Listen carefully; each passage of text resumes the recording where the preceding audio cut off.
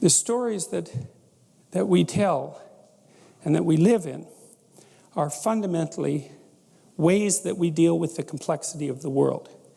And the fundamental problem with the world, as far as I can tell, is that not only is it complex beyond your comprehension, but the complexity shifts in unpredictable ways. So that's the Darwinian conundrum, actually.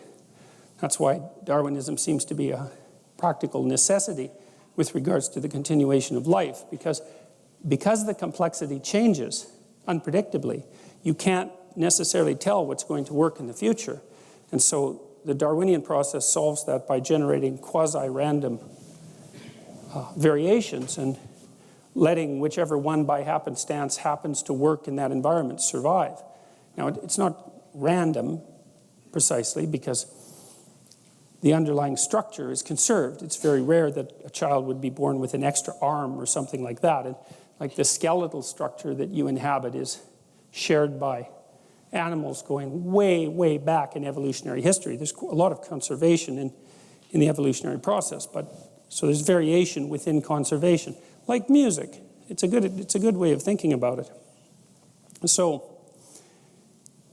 the stories that we tell have exactly the same structure. They have this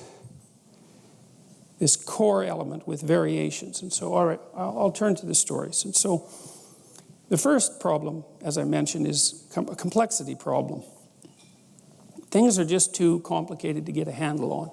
And that actually has serious consequences, because what happens to everyone eventually is that their lives become so complicated that they die.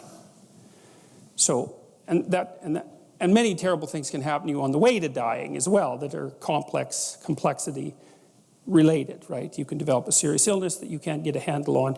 You can hit what would you call an impasse in your relationship that you cannot get past and see no way out of. That happens to people quite frequently. People who are suicidal, for example, they often feel like they've been backed into a corner, that they have no options. They have no good options. No matter which way they turn, there's something terrible to face, and they can't see any way out of it.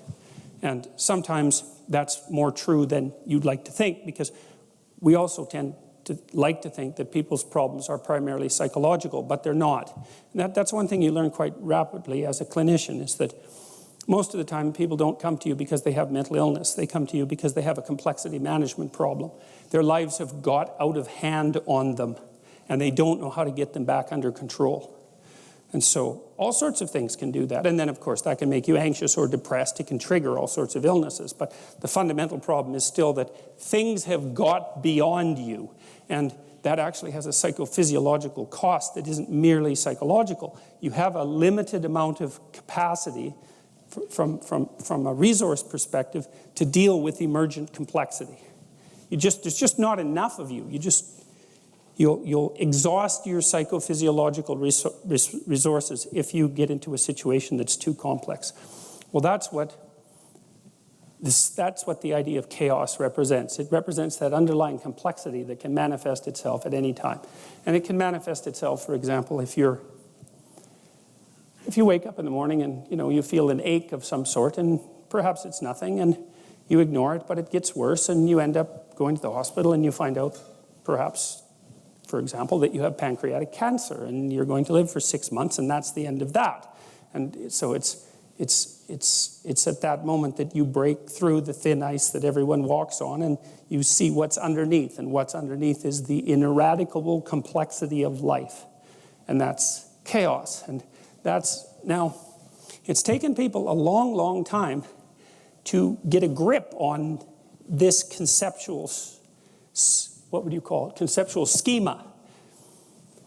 And human beings have done it mostly with image and story before they've been able to do it in any articulated manner. And so there are a set of images that represent this underlying chaos. And one of them is the dragon of chaos, precisely that. And that's the dragon that the hero goes out to confront. That's the symbol of the unknown. It's the thing that lurks underneath. It's the thing that also guards treasure, because in the unknown there's possibility. Also the water that was there that we talked about in the Mesopotamian creation myth, the water that's there at the beginning, both the salt and the fresh water, is often a symbol of pre-cosmogonic chaos. Often people have dreams, for example. Some of you have had this dream, I suspect. You'll dream that you're in a house that you know well, and all of a sudden you discover a new room or a set of new rooms, or maybe a set of rooms in the basement. And often the rooms are not well organized, and they're full of water. Those are very common things. And what that means is that you've broken through the constraints of your conscious self-understanding to a new domain of possibility, but a new domain that needs a tremendous amount of work. It says, well, here's a new part of you, but it's not well developed. It's flooded. It's flooded with chaos, essentially. And it's water, I think, partly because chaos is not only what you fall into when you're not expecting it, but it's also the unknown that you confront forthrightly and generate new things out of. And water is a symbol of life, especially in the desert. And of course, life is dependent on water. And so water is a natural symbol to utilize when you're talking about something that's life-giving but also potentially deadly.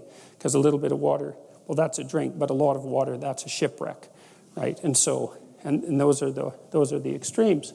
Now, there are accounts that are sort of subtexts in Genesis and elsewhere in the Old Testament of God conquering a great monster, Leviathan, or Behemoth, that has these sort of serpentine elements, and making the world as a consequence of that conflict.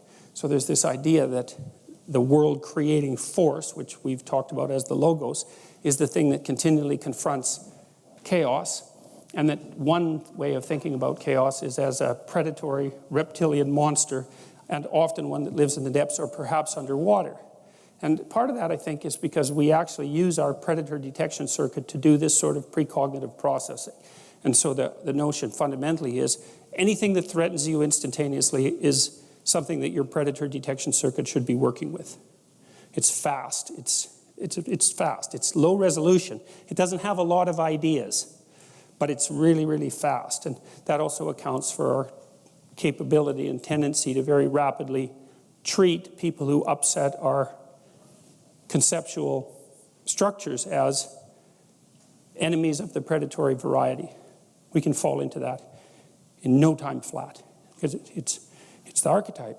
If something comes along to knock you for a loop, it's a shark. It's something that lurks under the water. It's something that'll pull you down. It's an enemy. And you should get prepared. And that's a reasonable defensive strategy, even though it also has its dangers and can sometimes be wrong.